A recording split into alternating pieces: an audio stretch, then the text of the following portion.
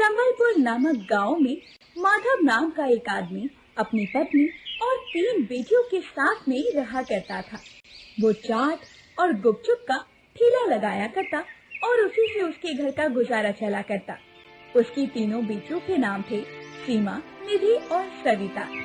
सविता सबसे छोटी थी और माँ बाप की सबसे लाडली थी। वैसे तो सविता बहुत समझदार और बहुत बुद्धिमान थी और घर के कामों में अपनी माँ की मदद भी किया करती थी, परंतु सविता सांवली थी। सविता की दोनों बड़ी बहनें उसे हमेशा ही सांवली होने का ताना दिया करती थी।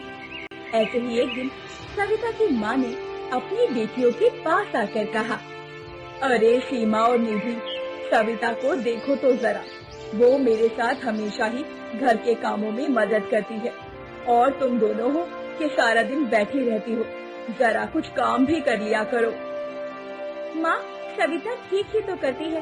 अरे उसे तो आपके साथ बस काम ही करना चाहिए और वो धूप में जाकर काली तो हो ही नहीं सकती, क्योंकि वो तो पहले से ही काली है।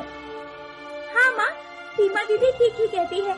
यदि हमने इसकी तरह बर्तन मारने शुरू किए तो हमारे हाथ काली हो जाएंगे और यदि धूप में जाकर पानी लाना शुरू कर दिया तो हम खुद काले हो जाएंगे। आप तो बस सविता से ही काम करवाया करो, हमसे नहीं। बेकार में हमारी रंगत पर फर्क पड़ गया तो नुकसान आप ही का होगा जब हमारी शादी कराने में दिक्कत आएगी। ऐसा कहकर दोनों बहनें वहाँ से चली जाती हैं। तब माँ सविता से कहती है, बेटा, तुझे भी इन दोनों की बातों का बुरा लगता होगा ना। तू चिंता मत कर, तू सबसे सुंदर है और गुण में तो तू सबसे आगे है।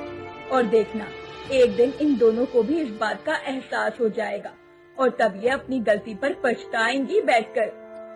हाँ माँ, मैं जानती हूँ, मैं अपनी दोनों बहनों की बातों का बुरा नहीं मानती हूँ।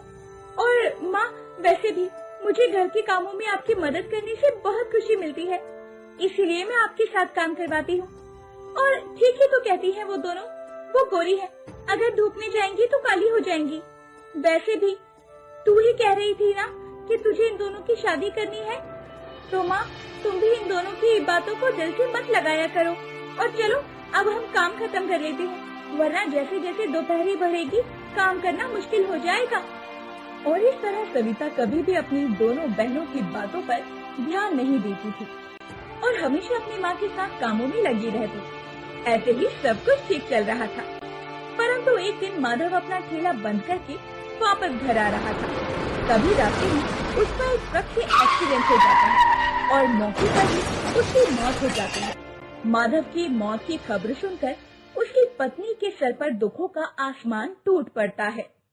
नहीं नहीं, आप हमें छोड़कर नहीं जा सकते, मेरे साथ साथ 3 बेटियों की जिम्मेदारी भी आप पर है। नहीं, आप ऐसे कैसे जा सकते हैं? मेरी नहीं तो अपनी 3 बेटियों के बारे में तो सोचते। माँ, पिताजी जा चुके हैं और जाने वाले कभी वापस नहीं आते, लेकिन हम तीनों है ना माँ, तुझे संभालने के लिए, तू चिंता मत कर माँ। वो सभी मिलकर अपने पिता का अंतिम संस्कार करते हैं